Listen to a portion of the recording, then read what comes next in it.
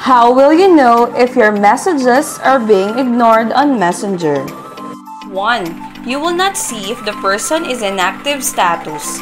Kapag di mo na nakikita yung green circle sa gilid ng profile pic niya for weeks or months, possible na in-ignore ka niya. Kapag inalis ka na niya sa ignore messages, makikita mo na ulit na online siya.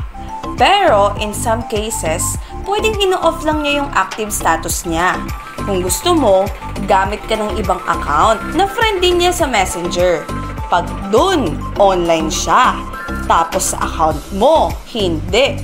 Boom! Ignored zone ka, Bessie.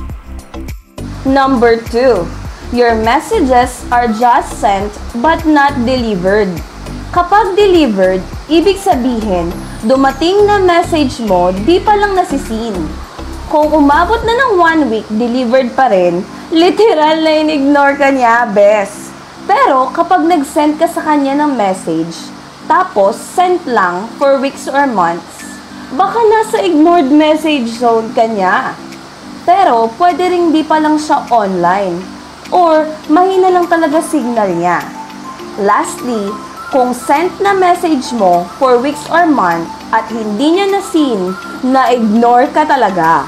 Overall, best, kapag walang reply regardless kung nasa ignored message ka or hindi, eto lang yan. Kung interesado siya sa'yo, i-chat-chat ka.